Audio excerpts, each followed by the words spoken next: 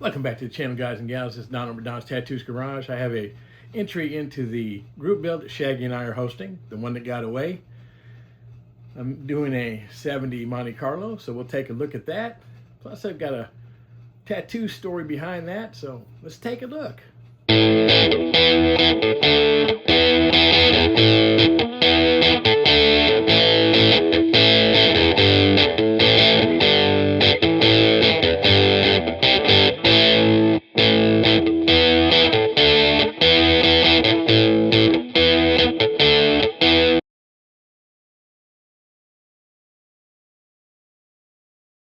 All right, everybody, let's take a look at this 70 Monte Carlo kit. It's the AMT kit, the Monte Carlo LowRider kit, custom cruisers.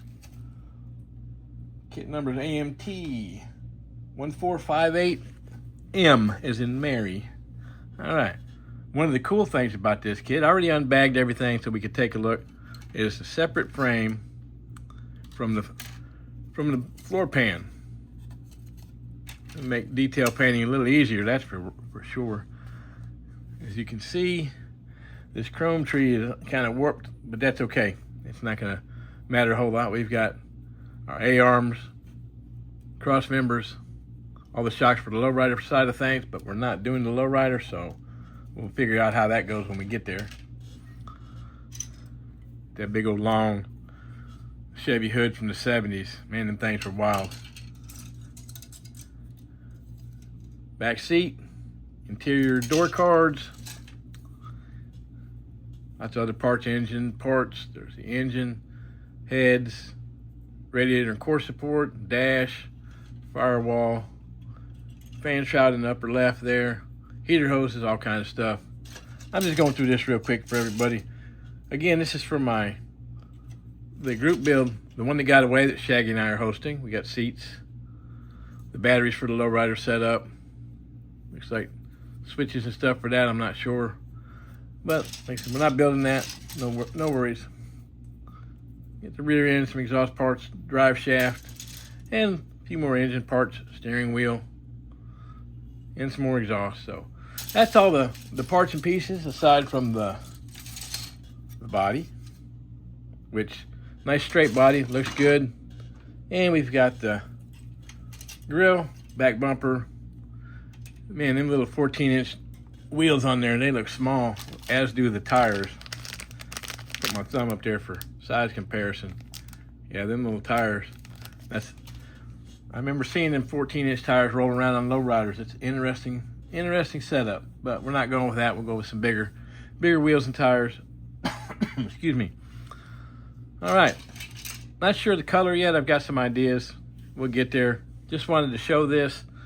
I popped up a picture before this section started of the 70 Monte Carlo I had. It was parked out behind my dad's barn for a while till I sold it, but one of them things I wish I'd have kept it. That's why it's in the one that got away group build. I'm not sure if I'm going to use the 454 in it or maybe put a small block in there. I'm not sure. We'll get it figured out. Gonna get through these instructions and decide how to build it up and try to do it the way that I would have built it if I would have kept the car, and that's the point in this. All right, everybody, hope you get a chance to join in. Remember to punch that thumbs up, comment, subscribe, hit that notification bell when you do subscribe so you know when new videos come out. I sure appreciate all my subscribers and everything that everybody does, the comments, like read them, responding. So make sure you hit that thumbs up, comment, and share this with your friends. All right, everybody. Hang tight. We'll get you into that tattoo story.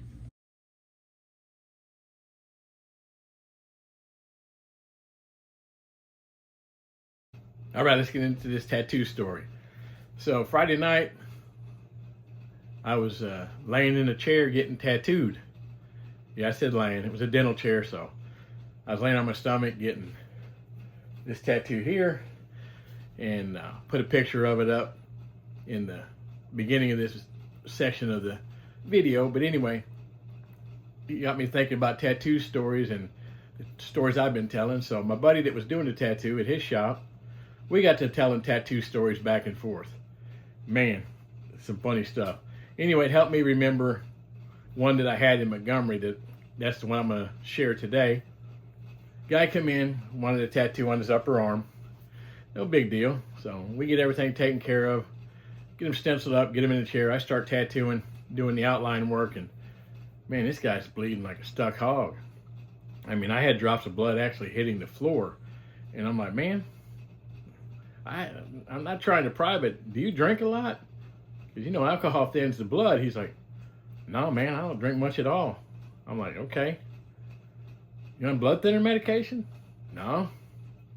Long story short, he had some problems with headaches, so he took 2 packages of goody powder a day. Well, that's just straight up aspirin. That thins the blood pretty good too.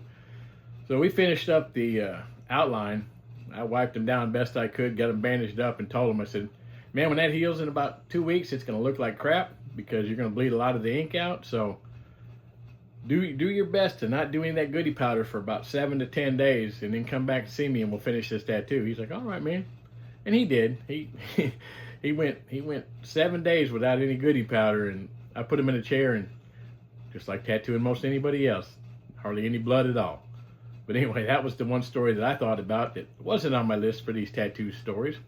And my buddy, we were talking about the barter system, you know, things that we've traded for, you know, trading tattoos for services or products.